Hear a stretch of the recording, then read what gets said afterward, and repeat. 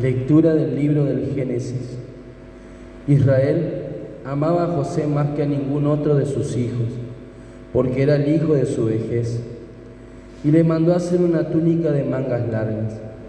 Pero sus hermanos, al ver que lo amaba más que a ellos, le tomaron tal odio que ni siquiera podían dirigirle el saludo.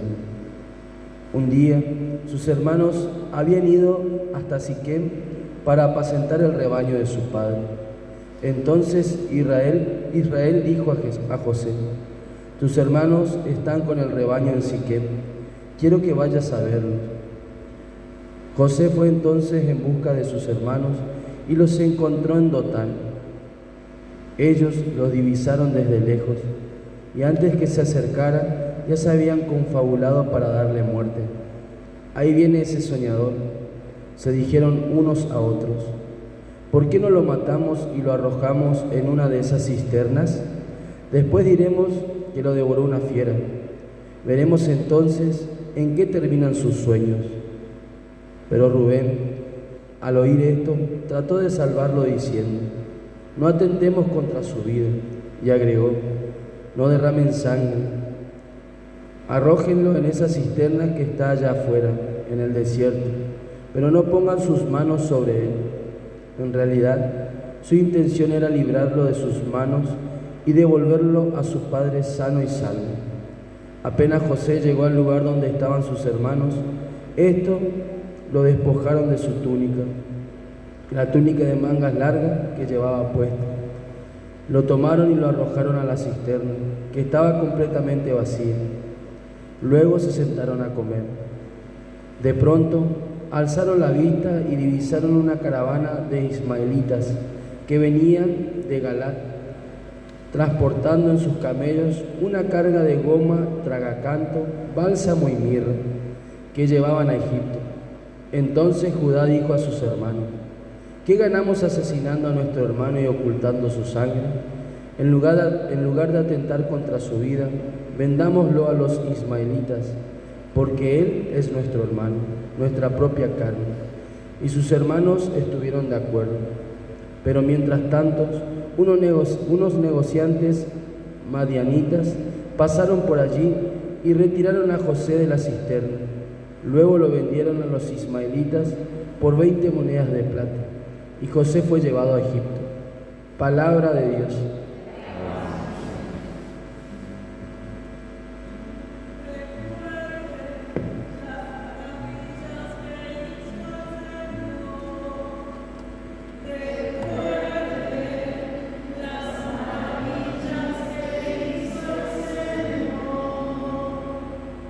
Él provocó una gran sequía en el país y agotó todas las provisiones. Pero antes envió a un hombre, a José, que fue vendido como esclavo.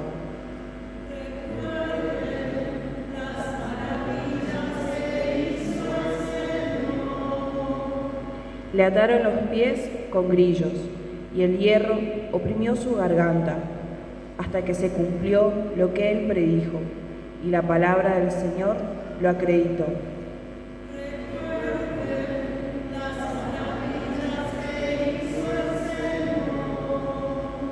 El rey ordenó que lo soltaran.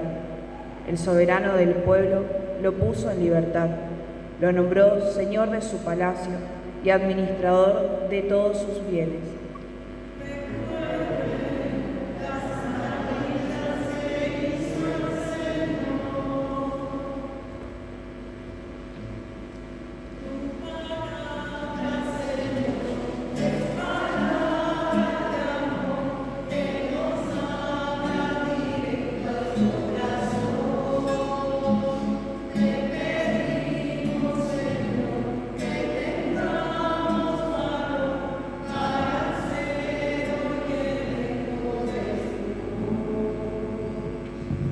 El Señor esté con ustedes. Con tu espíritu. Evangelio de nuestro Señor Jesucristo, según San Mateo.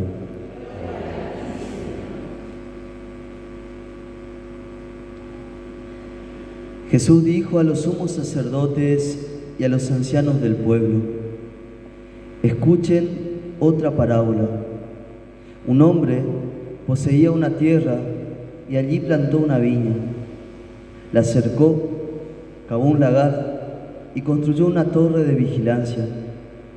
Después la arrendó a unos viñadores y se fue al extranjero. Cuando llegó el tiempo de la vendimia, envió a sus servidores para percibir los frutos. Pero los viñadores se apoderaron de ellos. A uno lo golpearon, a otro lo mataron y al tercero lo apedrearon. El propietario volvió a enviar otros servidores, en mayor número que los primeros, pero los trataron de la misma manera. Finalmente, les envió a su propio hijo, pensando: respetarán a mi hijo. Pero al verlo, los viñadores se dijeron: este es el heredero, vamos a matarlo para quedarnos con su herencia. Y apoderándose de él, lo arrojaron fuera de la viña y lo mataron. Cuando vuelva el dueño, ¿qué les parece que hará con aquellos viñadores? Le respondieron: acabará con esos miserables, arrendará la viña a otros que sí le van a entregar el fruto a su debido tiempo. Jesús agregó: ¿no han leído nunca en las Escrituras? La piedra que los constructores rechazaron ha llegado a ser la piedra angular. Esta es la obra del Señor, admirable a nuestros ojos. El que caiga sobre esta piedra quedará destrozado, y aquel sobre quien ella caiga será aplastado. Por eso les digo que el reino de Dios les será quitado a ustedes, para ser entregado a un pueblo que hará producir sus frutos. Los sumos sacerdotes y los fariseos, cuando escucharon estas palabras, comprendieron que se refería a ellos. Entonces buscaron el modo de detenerlo, pero tenían miedo a la multitud, que lo consideraba un profeta. Palabra del Señor. Gloria a ti, Señor Jesús.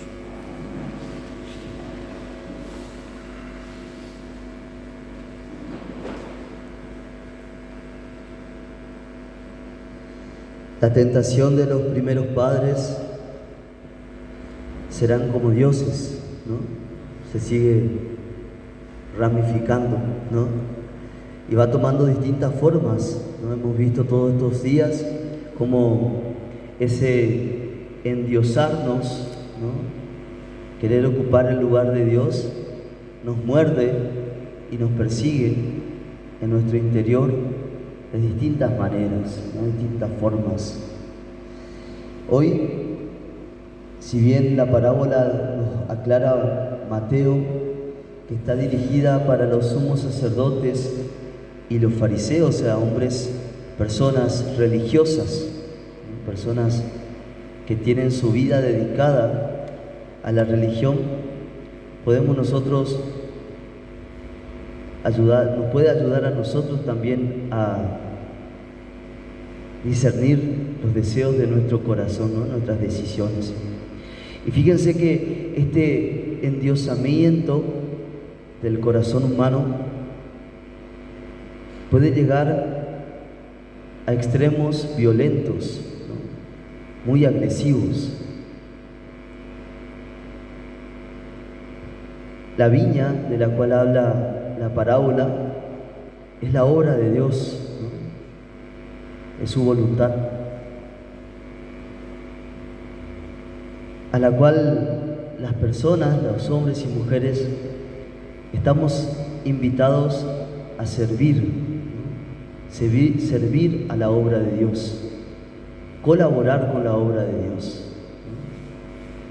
no adueñarnos de la obra de Dios y pretender nosotros decidir cómo, cuándo, dónde, de qué manera. A veces, ante la obra de Dios, queremos nosotros tomar el volante, ¿no? Marcar la dirección, indicar las maneras, y nos vamos adueñando de la obra de Dios en mi vida, en la vida de los demás, en la vida de la comunidad, en el mundo entero. Adueñarnos y quitarle a Dios lo que es suyo, lo que a Él le pertenece. Una vez más, la criatura revelándose ante su condición de criatura, ¿no? Su condición limitada, ¿no? Una libertad que no es omnipotente, que no sabe todo, que no lo comprende todo, pero sin embargo así quiere adueñarse, quiere manejarlo todo, ¿no? La soberbia y el orgullo se imponen, ¿no? Y llegamos así a matar, a despreciar, a apedrear, golpear, ¿no? Pero esta parábola nos muestra algo que nos puede llamar la atención, ¿no? No se puede jugar con la obra de Dios. No podemos nosotros manipularla a nuestro antojo. Todo tiene un límite. Y es fuerte las palabras de Jesús cuando ante estas personas que sí, efectivamente se han adueñado de Dios, de sus leyes, de sus mandamientos, de sus maneras, diciendo quién puede entrar al templo, quién no puede entrar al templo, quién es puro, quién es impuro, quién es digno y quién no es digno, ¿no? Dice Jesús, el reino de Dios les será quitado a ustedes, porque se olvidaron que eran servidores del reino. Se olvidaron que son criaturas. Y así nadie da frutos. Adueñándose o dejándose manipular por la soberbia y el orgullo, no se puede dar frutos. El mundo tiene una lógica que nos supera. El otro es un misterio que nos supera. Nosotros mismos, lo decía ayer Jeremías, tenemos un corazón que tiene sus recovecos y que no podemos manejarlo. Les será quitado a ustedes y será entregado a un pueblo humilde, pequeño, que dará frutos, que nunca olvidará quién es Dios y quién es el servidor. Hoy debe desencadenarse una guerra. ¿Contra qué? Contra ese orgullo y esa soberbia que pretenden hacernos creer que sabemos más que Dios, que podemos más que Dios. La guerra contra la soberbia y el orgullo que nos pone en enemistad entre nosotros, que pretenden manipular la realidad, que por supuesto nos hace sufrir tremendamente, porque eso jamás va a suceder. Esa guerra que deje por resultado un corazón humilde, dispuesto, atento, colaborador a la obra de Dios, que cuando por fin nos damos cuenta es una obra maravillosa, admirable, sorprendente.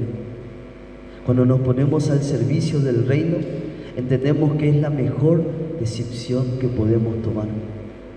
Hacernos humildes, abandonarnos y confiar.